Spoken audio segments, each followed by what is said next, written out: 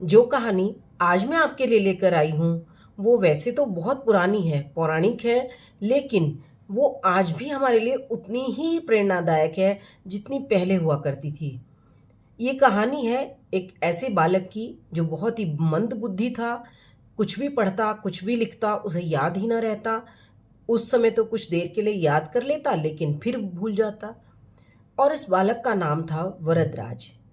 आप सभी जानते हैं कि पहले के समय में आज की तरह बच्चे हर रोज स्कूल नहीं जाते थे।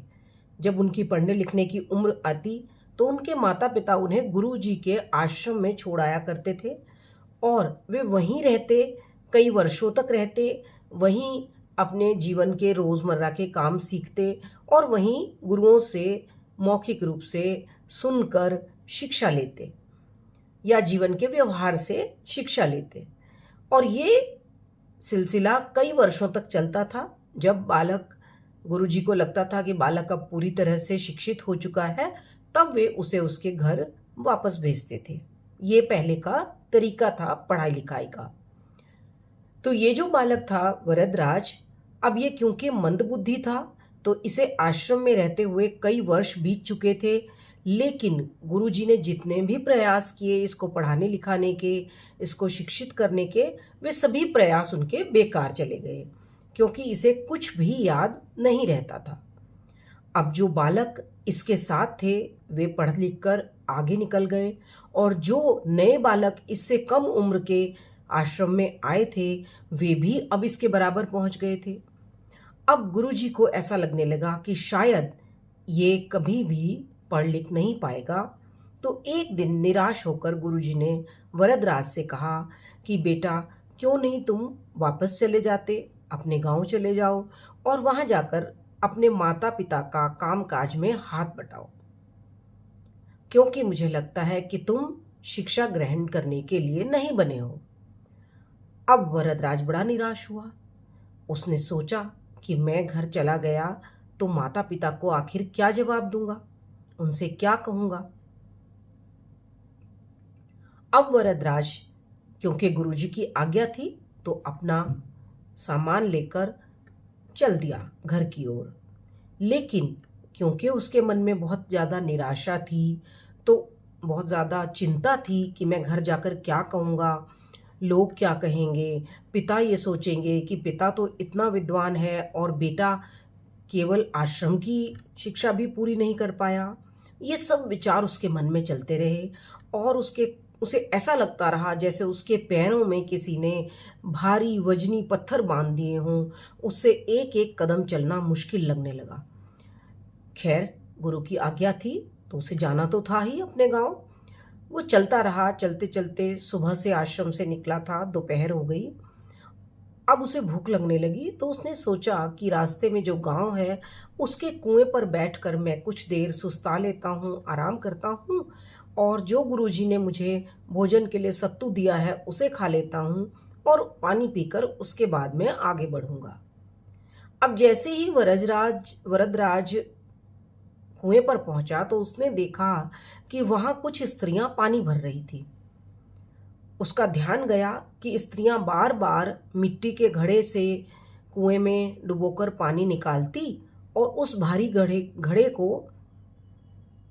कुएं की मुंडेर पर रखती, कुएं की दीवार पर रखती, जगत पर रखती, जगत कहते हैं इसको। तो जिस जगह बार बार स्त्रियां उस घड़े को रखा करती थीं, उस जगह पर कुएं के मोटे पत्थर में भी गड्ढे पड़ गए हैं। इसी तरह बार बार रस्सी को वे कुएं की मुंडेर पर रखती, फर्श पर रखती, तो जिस फर्श पर उस रस्सी को रखा जाता उस फर्श पर भी जगह जगह रस्सी के घिसने के निशान पड़ गए हैं।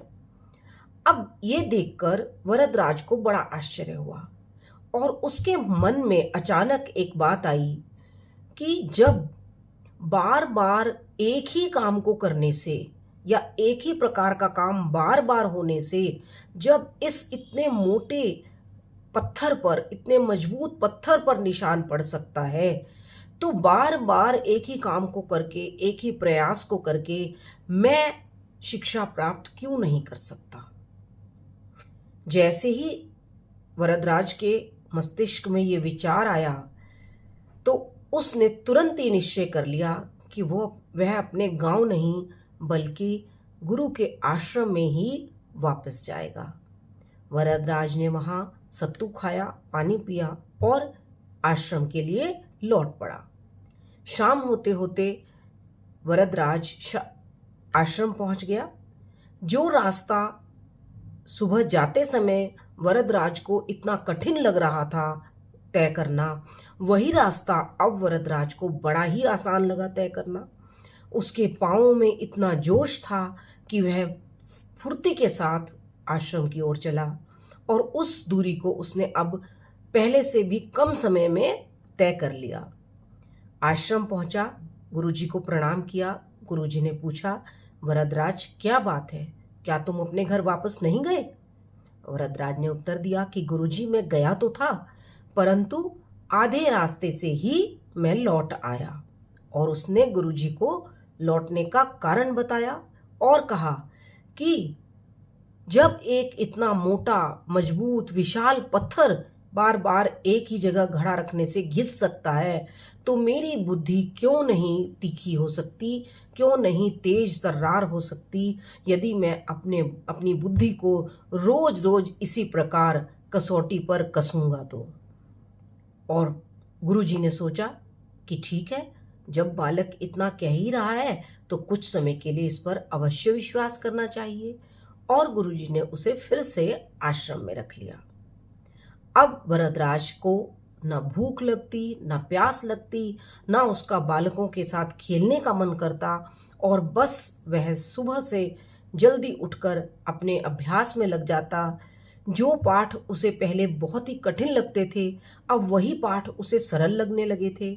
और कुछ ही समय में वरदराज ने अपने से छोटे बालकों को पीछे छोड़ दिया और वह उन सभी पाठों को याद कर पाया जिन्हें याद करना उसके लिए एक बहुत टेढ़ी खीर थी, बहुत ही मुश्किल कठिन काम था। उसने अपनी उम्र के सभी बालकों को पढ़ाए जाने वाले सब पाठ आसानी से याद कर लिए और कुछ ही महीनों के अंदर वह आश्रम का सबसे होनहार, सबसे गुणवान छात्र बन गया।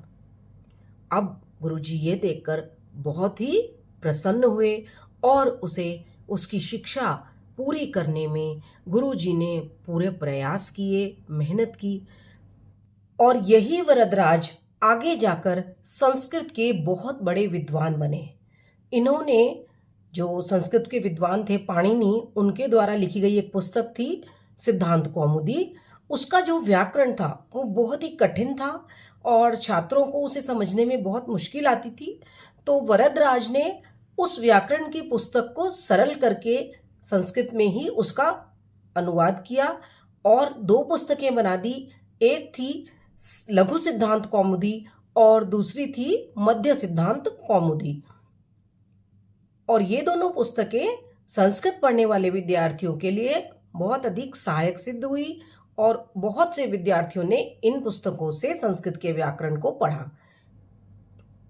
तो इस कहानी से हमें यह शिक्षा मिलती है कि यदि हम कितने भी कमज़ोर हों, यदि हम बार बार अभ्यास करें तो ऐसा कोई काम नहीं है जिसे हम नहीं कर सकते। यदि कक्षा में एक बालक कमज़ोर है तो वह 4 बार में एक पाठ को याद करेगा और यदि एक बालक तेज है तो वह 2 बार में कर लेगा। बस अंतर केवल इतना ही है। इसीलिए हमें इस कहानी से शिक्षा लेनी चाहिए। पहले भी हम इस कहानी से शिक्षा लेते रहे हैं और आज वर्षों के बाद भी इस कहानी को हम बालकों को सुनाते हैं, बच्चों को सुनाते हैं। मैं एक शिक्षिका रही हूँ तो मैंने अपने करियर में ये कहानी हर उस बच्चे को सुनाई है जिसे पढ़ने में कठिनाई आती थी। मैंने बहुत बार ये कहानी बच्चों को सुनाई कक्षा में। मैं उम्मीद करती हूँ कि आज की कहानी आपको अवश्य पसंद आई होगी और मैं इस कहानी से यह शिक्षा प्राप्त करती हूँ कि हमें सबसे पहले अपना लक्ष्य तय करना है। लक्ष्य चाहे छोटा हो या बड़ा, जो भी काम हम करना चाहें। एक छोटे बच्चे के लिए अपने जूते के फीते बांधना, लेसेस बांधना ही एक बहुत बड़ा लक्ष्य है। तो अपने लक्ष्य को पहले तय करें, फिर उसके अनुसार उसका बार बार अभ्यास करें, उस कार्य को सीखने के लिए, उसे पूरा करने के लिए। और लोग क्या कहेंगे इस बात की बिल्कुल परवाह ना करें, क्योंकि वैसे भी कहा जाता है कि सबसे बड़ा रोग क्या कहेंगे लोग। इसके अलावा अपने जो प्रयास हैं उन्हें पूरा होने तक आप रुके नहीं, थके नहीं, अपने काम को करते चले जाएं। तो अगर आप कुछ बातों का ध्यान रखेंगे तो दुनिया में कोई ऐसा कठिन काम नहीं है जिसे आप नहीं कर सकते। उम्मीद करती हूँ आज की कहानी आपको पसंद आई होगी। फिर मिलेंगे एक नई कहानी के साथ।